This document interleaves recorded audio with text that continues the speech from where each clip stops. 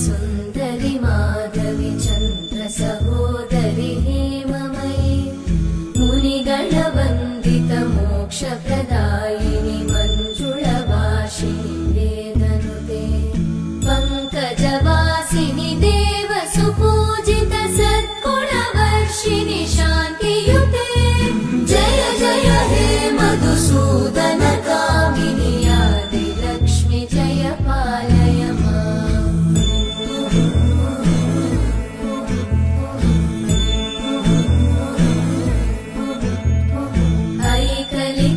ऐकलिकल्मषनाशिनि कामिनि वैदिकरूपिणि वेदमयि क्षीरसमुद्भव